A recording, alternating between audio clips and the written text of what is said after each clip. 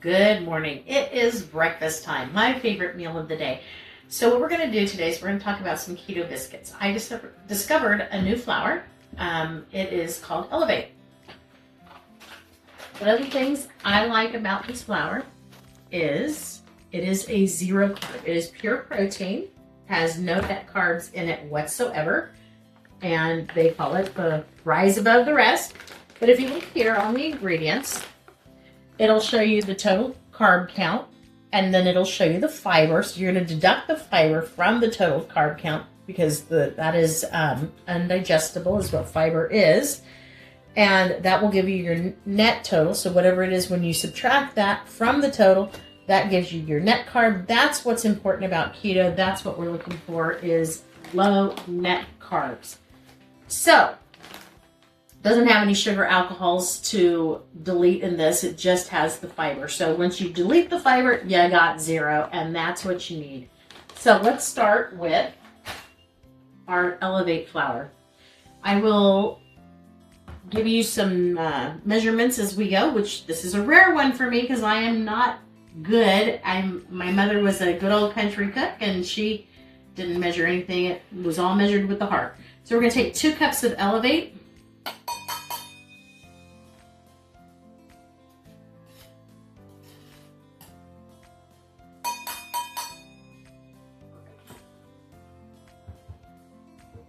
And then we are going to take 1 tablespoon of baking powder.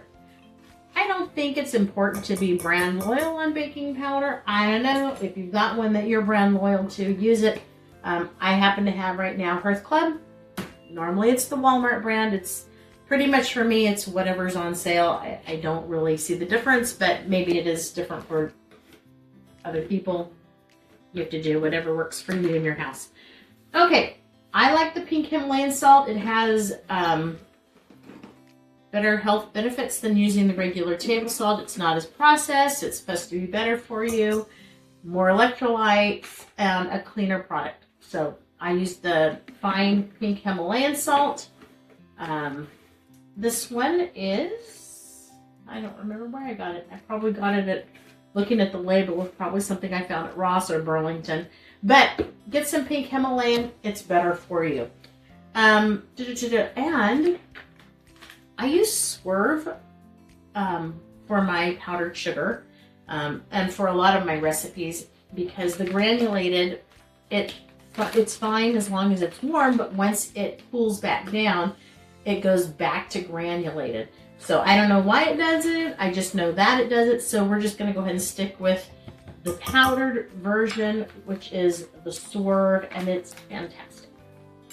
Okay, now before I do anything else, just because I don't have a sifter that I like at this time in my life, so there will be no sifters yet. I like to use my little whisk, and I like to mix all of my dries together. That way we know it's all good. Everything's all evenly distributed. There's no chunks in my flour. And that does it. So we just want to make sure it's all well blended. Okay, setting that aside, let's talk about my liquid.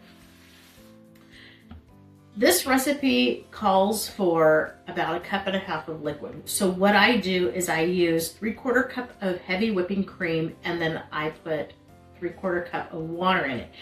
Originally, when I started making these, I only used the heavy whipping cream. You still can if you want to, but it settles heavy. So it's almost like using an almond flour where all of that fats and that yummy gooey goodness falls down to the bottom. But if you'd like it to be a little lighter, a little more fluffy, I would suggest that you do a 50-50 of cream, heavy whipping cream, and water. So I'm going to pour pretty much, well, yeah, we're going to go ahead and pour all of it in there. If, because of the weather, we all know that biscuits can be kind of funny depending on the weather. So if it comes out that it's a little too wet or a little too dry, just add a little bit more flour or add a little bit more liquid. If you're going to add liquid, I would say add probably water and not more cream. Okay, this is way too liquidy, so let's add some more flour. Okay, so we have the flour and all the ingredients all mixed together. So we have all our wets and all of our dries together. And we're just going to use a spoon in our beautiful biscuit bowl for my daughters. And we're going to combine it as best as we can until it's kind of crumbly and starts coming together like this. Now, I like to take butter, and what I do is I use the butter to grease my hands.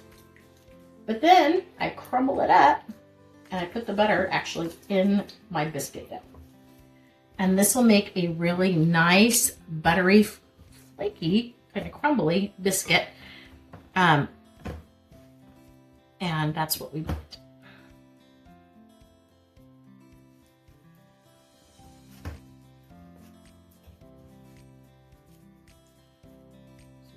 Work it a little bit until we get as much of it off of the bowl and into the ball. And as usual, you don't want to overwork your biscuit dough. So that's probably pretty good right there. Get some of this extra butter off my fingers. And now we're going to go ahead and flour our board.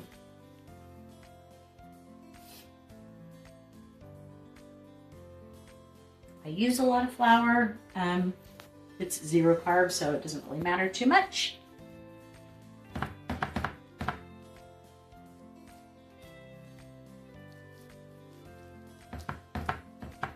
So you'll see the big pieces of butter in the dough, so you want to break that up into smaller pieces. But it makes a very soft, pliable dough.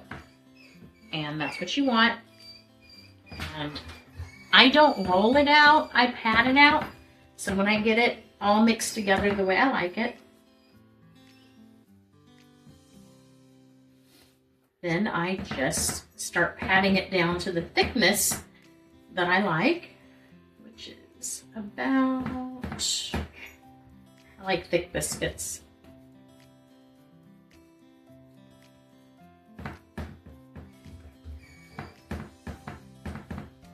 Like that. Okay, so we have our greased pan, biscuit cutter. We're going to get cutting.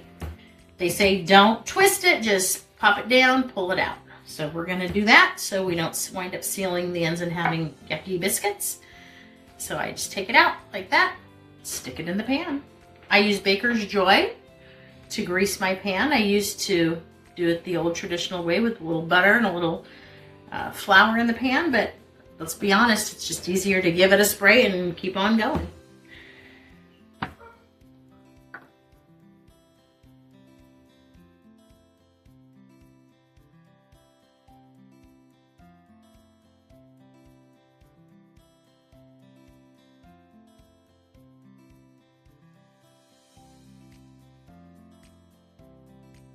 Long story short, there's the biscuits in the pan.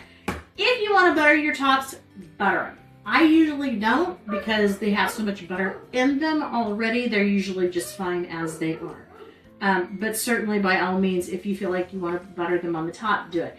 Normally, I make this recipe like this for breakfast. If I'm wanting something a little bit more savory, I add about a tablespoon of garlic, granulated garlic. Then I add about a teaspoon of crushed or ground rosemary. Some people like it with the whole little sticks, do that. But I do like to put some herbs in it, herbs and spices, Italian ones. And then I put in some grated cheese. And that makes a really nice, kind of like a Red Lobster Bay, Cheddar Bay biscuit. I probably eat those more on the road when we're traveling because I will make a pan of them and then stick them in a zippy bag and eat them while we're driving down the road because they're 0 carb. And I say that because I shred my own cheese. It's fine to use the pre-shredded cheese. Just know that it does have potato starch and other additives to it to keep it from clotting together so the cheese will stick to itself. So they put a few little things in there just to make it pretty. Not quite as healthy as it would be if you shredded it yourself, but it is pretty. Anyway, we're going to pop these in the oven for about 25 minutes and we'll be right back.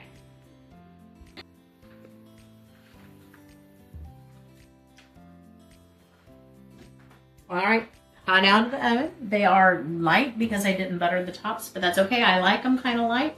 I haven't eaten anything today and it's getting kind of late. It's already noon here.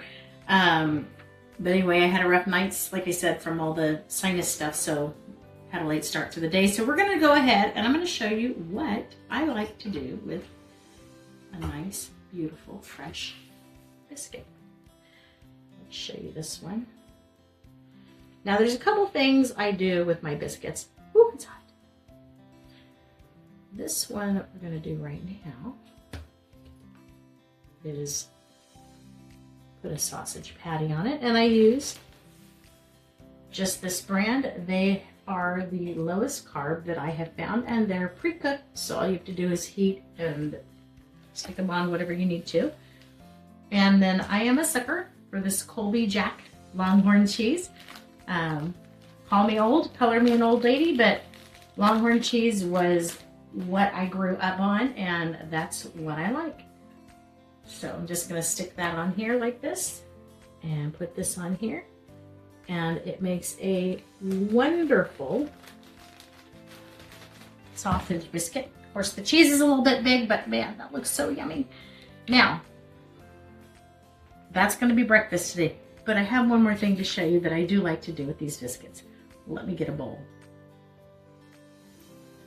Okay, we're back. Aside from making some runny eggs and just dipping these in the yolk, which I really love a good runny egg, this is probably one of my fastest, easiest breakfasts to do on a very busy, late running day breakfast. I mean, this is grab and go. And biscuits last a good time of, I don't know how I want to say it. They will last. So I stick them in a warmer and I set them out on the counter. They don't need to be refrigerated. They will last for days. So this pan of biscuits can usually last me about 3 or 4 days if I'm the only one eating on. So let me just show you another really quick and easy breakfast. I like to take one of these biscuits. It's hot. And I just crumble it into a bowl. And as you can see, it just crumbles like a regular biscuit. It's the real deal. The Elevate flour, by the way, I've had one person ask during the commercial break while I was baking. Yes, it is made of wheat. So it is perfectly compatible for any recipe that you would use normal wheat flour in. You would just use this flour. It is a 1-to-1 substitute. They just take out all the filler stuff. It's unbleached, and all they leave is the fiber and the protein. So if what you need is fiber and protein, there you have it. So I melt my butter into this really hot biscuit. Then I'm going to take Mrs. Butterworth sugar-free syrup. Syrup of choice, even if I don't get the sugar-free, which now I do. And you put some of that on there. And you mix it up really good. And this, for those of you who've been watching my Facebook page for a while, this is what my little granddaughter calls pancake mush. And it tastes just like a pancake, and it is